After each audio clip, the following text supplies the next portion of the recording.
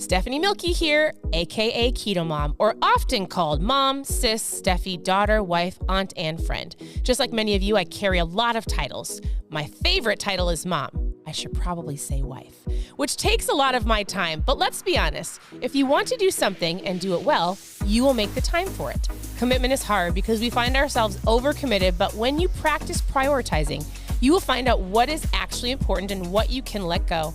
With the KetoMOM podcast, you will learn together how to manage our time, commit to the most important things in life, and I will equip you with the tools you need to feel qualified each step of the way. My name is Stephanie Milky, and welcome to the KetoMOM Secrets podcast.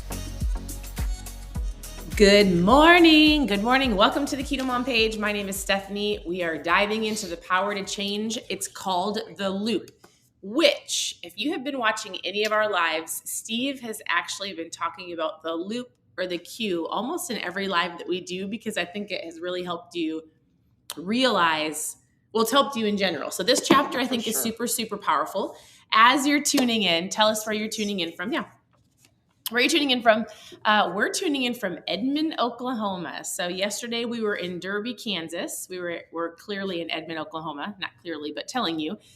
We were doing some keto life parties, meeting some new friends. It was really a fun, incredible day. We're staying with friends now. We head to the border of Oklahoma, Arkansas mountains tomorrow, right? Yes. Yep. And so if you're brand new, post new below. We'd love to get to know you.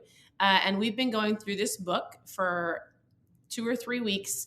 And I love the book. Steve loves the book. So many of you have been messaging me saying, hey, this book is really helping me realize who I am, what I want to go after. It's helping me change the way I hit goals, or I'm going after goals. And so this book is powerful.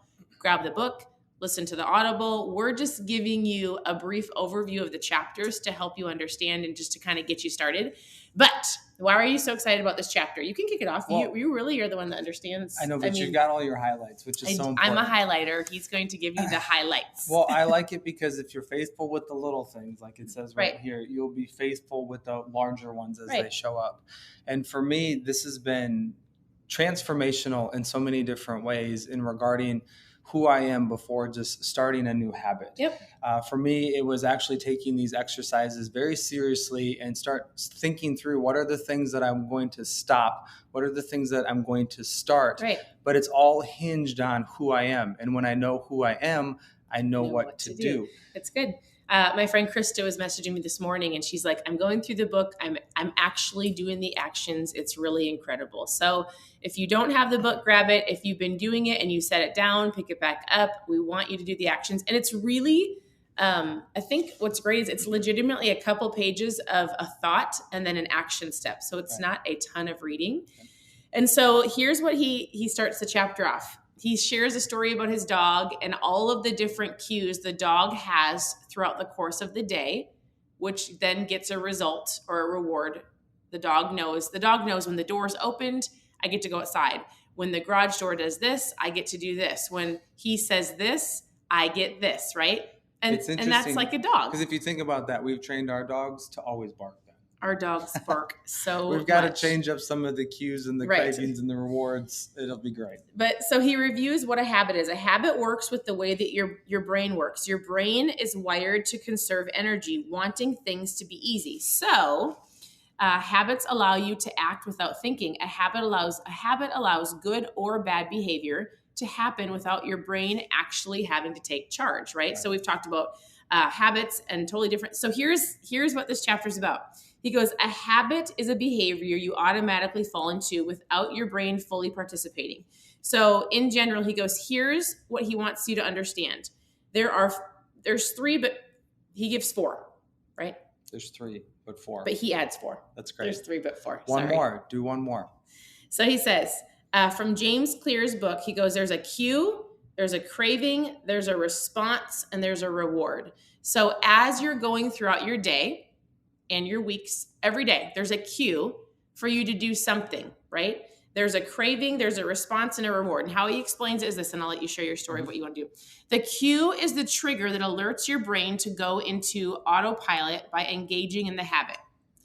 The craving is the physical, mental, or emotional need to a cue, and it leads you to satisfaction.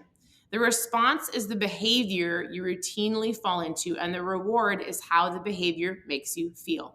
So if the behavior creates pleasure, your brain decides that the loop is worth remembering for the future. So the next time the cue appears, your brain will say, do it.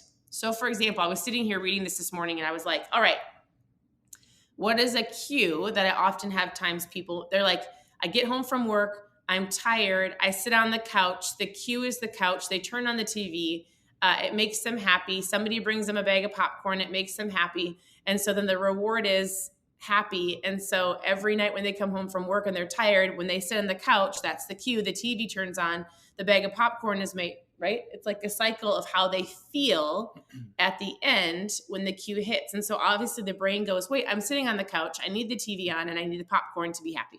That's good. Right? Yeah. So today we want to challenge you with identifying what is that cue for you.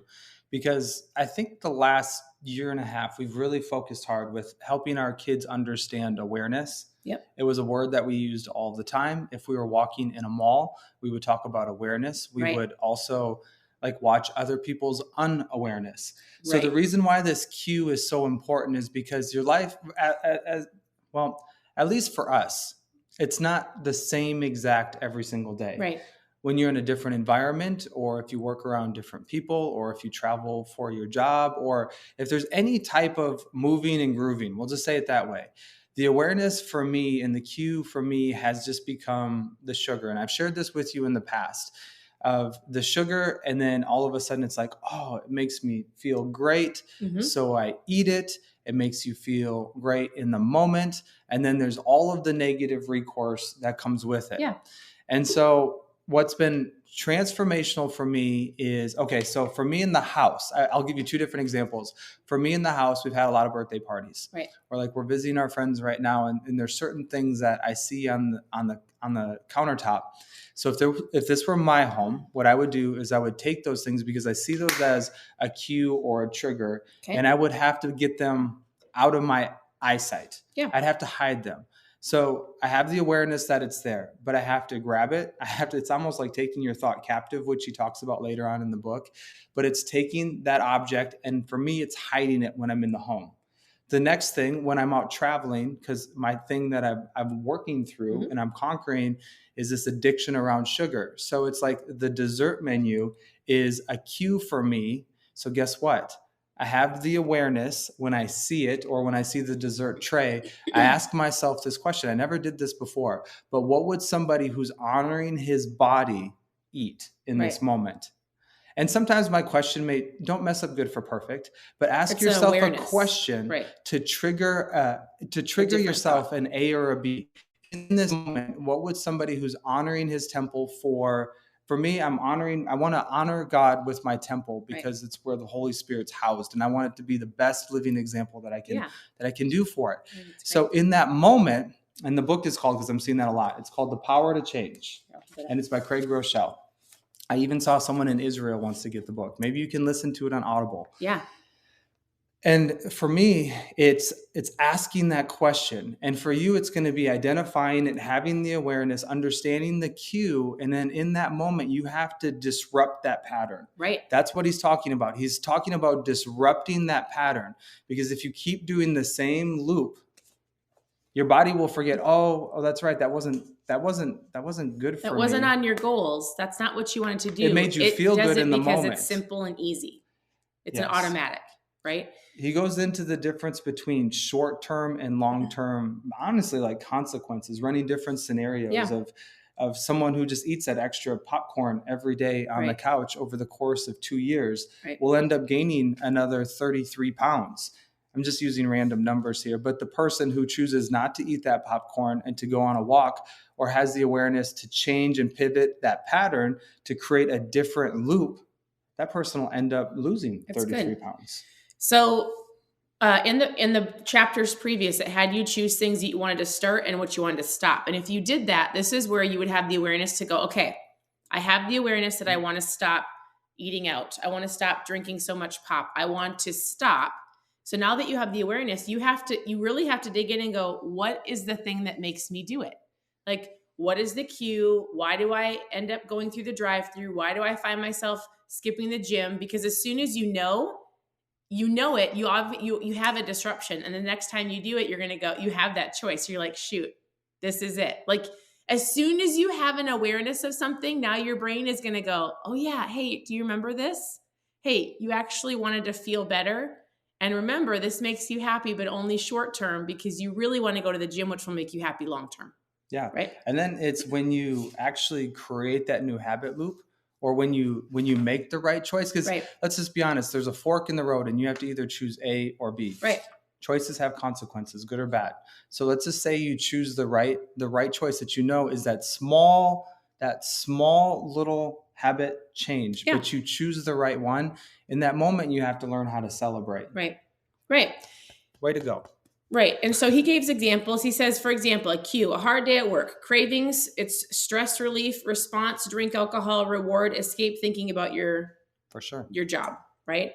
Cue release, driving past a fast food joint on the way home. It's a cue. Craving, greasy comfort food, response, get food in the drive-thru and scarf it down in your car, right?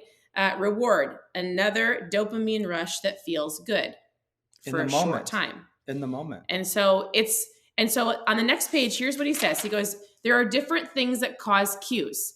There are places, there's times, there's moods, there's moments, and there's people. So there might be certain people that you're around that you're like, okay, if I really want this to change, I can't be around that person or in that environment. When I feel a certain way, I'm surprised you didn't highlight that. It causes me to, you can talk about that. Yeah. It causes me to want to respond this way. So if you have an understanding of places that you go that don't serve the goals that you have, certain times of the day, moods that you have, moments or people, that's an awareness of, oh my goodness, if I do this, if I go here, if I'm around this person, it causes me to, there's the cue. So I have to go the different way. It's so good. So if you can remember this acronym HALT, he uses it underneath the mood section. I have to underline it.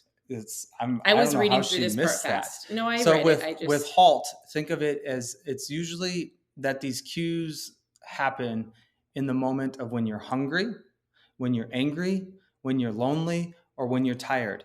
It's these types of moods and emotions that can actually kind of put you down that downward spiral. And that's why this is so important, because once you can identify it, that's when you have the opportunity to make the right choice. Right. So the action today is, he says, you're going to work through the 5 major triggers, the cues. So you're going to write, if you're taking notes, which I hope you are, write down places, times, mood, moments, and people. And you're going to ask yourself the question, what are places that cue a positive response? What are places that cue a negative response? What are times that cue a positive response? And same with all of them. What is a mood that cues positive or negative? Moments, right? I would say for me, in general. Let's give some real life for you. Well, I would just say in general, it's usually a mood. It's usually like hangry, right? HALT. It is. It usually is like I'm hungry angry. Or I'm frustrated. And in that moment, there have been times where I have been frustrated in our home, whether it's with my children, because never with my husband.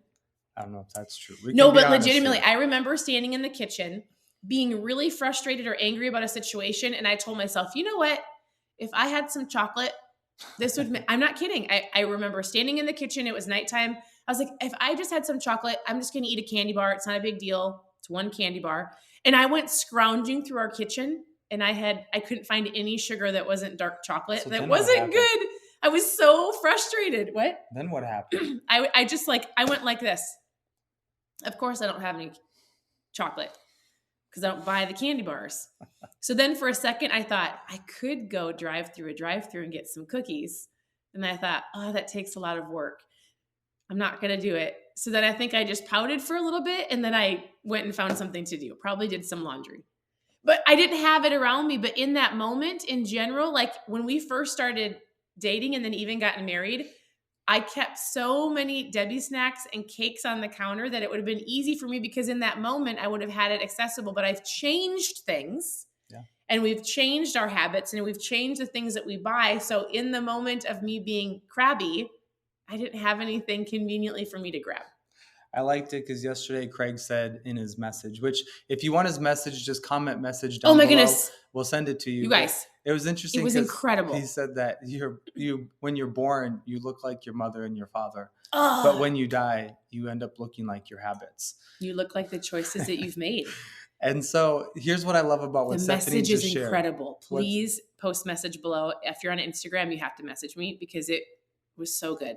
So what's interesting about what Stephanie just said is sometimes you're raised in an environment that you don't always have the control of. When you become an adult or even in your life right now, it's so important to take ownership of where you are and the choices that you make. But if Stephanie would have kept going down that road, the little Deborah would have turned into a big Deborah. I'm just saying. Somebody got offended about that online. That's what Actually, it wasn't offended. Somebody over in Europe said, I'm so confused. I joked about unfriending my friend Deborah, Little Debbie's. In the United States, we have these little cakes, right? In Europe, they don't have those, I don't think. And so she was like, wait, I'm so confused. You have a different friend named Nat? I was talking about, and I was like, wait, do you not have these little treats? It's not a person, it's a treat. It's like a little cake. And she was like, oh, you Americans. All right, so hopefully this was helpful. So today you get to identify the positives and the negatives for places, times, moods, moments, and people. And the reason why this is important is because now you have an awareness. You can figure out what those cues are, both positive and negative in your life. For those of you who are just tuning in, this book is The Power to Change by Craig Groeschel. You have to get the book. If you want to listen to the 6 weeks of messages that he's done over the last month and a half, I'll send you the link. Just comment message down below, send us a message, and we will get that link to you so you can watch it. I can guarantee you this. If you listen to the message, if you get the book, if you apply it to your life, it will change your life for the best. Remember, when you're born, you look like your mother and your father, but when we die, and we all will face that reality someday, you will look like the sum total of the habits that you chose every day. I hope that this has been helpful for you. So good. We still got more to go through in the upcoming chapters, but today's work is critical. It is crucial for understanding and having an awareness for those cues. All you have to do is go throughout your day and figure out why you're choosing what you're choosing, why you're choosing A or B. Like all you have to do is watch the habits that you do and your awareness now of things you do automatically and ask yourself, why am I doing this? Why am I grabbing this? And if you need help kind of with maybe a creative idea or to kind of rewire your thinking, send us a message. We'd love to give you our input or our insight or in regards to, hey, I'm challenged with this. I'm thinking I want to do this. It starts with your thinking. It starts with who you are before you start doing all of these things. So it's so important. If you're brand new here, comment new down below. We'd love to connect with you. And also just go to KetoMOM Secrets. You can check out all of our past lives that we've done covering this book and some other great books as well. Thanks for tuning in. Your presence matters. Thanks for commenting and adding value below. And we'll talk to you tomorrow. Bye, everybody. Have a great day. Have a great day.